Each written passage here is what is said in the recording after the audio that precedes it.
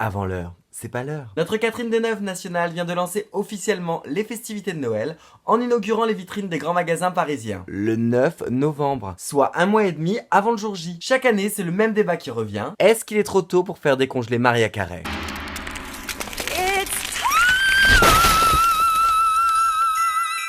Et la réponse est oui. Avant d'être une grande fête populaire et commerciale, Noël est avant tout une fête catholique. C'est le jour de la naissance du Christ, jour où Dieu s'est fait homme parmi les hommes. En toute simplicité. Le début des fêtes de Noël chez les catholiques commence 4 dimanches avant la naissance du Christ. Cette période sert à se préparer spirituellement à l'arrivée de Jésus. Et aussi à faire le brush et le contouring. C'est ce qu'on appelle la période de l'Avent. Adventus en latin qui veut dire arriver. Oui, je parle couramment latin à mes heures perdues. Cette année, les festivités de Noël doivent donc débuter le 3 décembre. Et pas le 9 novembre. Alors pourquoi certains veulent-ils coller des boules et des guirlandes partout? Parce que selon une étude britannique, décorer son intérieur permettrait de redonner le sourire et de chasser la mauvaise humeur ambiante de novembre. Entre la fête des morts, l'hommage aux poilus et le Black Friday, je vois vraiment pas de quoi on se plaint. C'est super et joyeux le mois de novembre. D'après une étude parue dans The Journal of Environmental of Psychology, Oui, je parle aussi couramment anglais à mes heures perdues. les personnes qui vivent dans des maisons décorées avec des boules, des guirlandes et tout le tintouin sont jugées plus amicaux et cohérents. C'est marrant, hein, c'est pas les premiers adjectifs qui me viennent. Surtout chez ceux qui en abusent. Et qui ont des maisons qui ressemblent au casino de Las Vegas. Les décos de Noël, c'est comme le maquillage, c'est joli quand c'est discret. C'est comme les téléfilms de Noël, c'est sympa 3 jours avant les festivités. Et encore. Surtout qu'on en bouffe depuis le 1er novembre. Même les scénaristes ne savent plus quoi inventer. Et ça se sent clairement qu'ils ont pris le parti de se marrer. Avec par exemple Noël, mon boss et moi. Les mecs ont fait un brainstorming, ont sorti 3 mots au hasard et ont écrit un scénar. Vivement l'épisode sapin, tongs et brandade de morue, ce sera un chef-d'œuvre, c'est sûr. On a aussi le téléfilm La proposition de Noël. Et quand on voit le regard de la comédienne, on comprend qu'il n'y aura pas que de la dinde au réveillon. Il y aura aussi de la bûche, visiblement. Mon préféré, coup de foudre dans l'allée des sapins. C'est marrant, hein. J'aurais pas misé sur la foudre au niveau du coup. Ça sent beaucoup plus le plan cul entre deux arbres, ni vu ni connu. Mais comme ça se passe à 16h sur TF1,